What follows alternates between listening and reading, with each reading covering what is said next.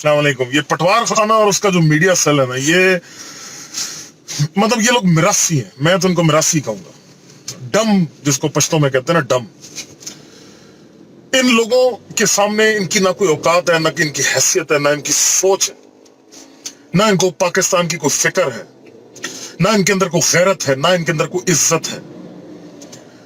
ये अपने आप सारी दुनिया को अपनी तरह बेगैरत बेशर्म समझते हैं। शेख सलमान जो आ रहा है पाकिस्तान आज, वो भाई हमारे लिए खुशखबरियां लेकर आ रहा है। मैं तो उसको वेलकम करूंगा, देखो as a Pakistani, irrelevant of the fact कि मैं किसी भी पार्टी का,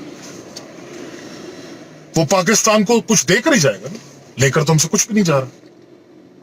पहले भी 6 अरब का हमें बेल आउट दिया डॉलर का, इस दफा भी इंशाल्लाह 20 अरब से ऊपर की इन्वेस्टमेंट होगी पाकिस्तान में, तरक्की होगी ना। इस पैसे की सबको पता है ना कि कितनी जरूरत है हमें। जिस हालत में पटवार खाना छोड़ के गया था हराम खोर कहीं का, जून में आपके 8 अरब डॉलर के जो थे वो जखायर थे आपके पास, और मार्च में, अभी आने वाले मार्च में आपने 9 अरब डॉलर की किस्तें देनी। अगर खान भागदौड़ ना करता तो ये पैसे आसमान से तो गिरने नहीं थे।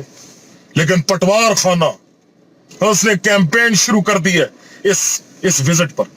इनको असल में जो खारिश है ना, जो इनकी जान निकली हुई है, वो वजह ये है कि ये सोचते हैं कि भाई तलवे चाटे हमारे लीडरान ने, ये नायल ने, उसके भाई ने, उसके सारे टब्बर ने, और मजे खान लूट रहे हैं। खान जाता है फखर से सर उठा के, और लोग जो है ना तिजोरियों के दरवाजे खोल देते हैं। वो कहते हैं बिल्कुल ठीक है जी, पाकिस्तान में आप आ गए हैं ना, हमें कोई टेंशन नहीं है, हम आते हैं पाकिस्तान में, इन्वेस्ट करते हैं, हम पैसे लगाते हैं पाकिस्तान में, ताकि पाकिस्तान को भी फायदा हो और उनको भी फायदा हो, इस मुल्क के गरीब आवाम को फायदा हो।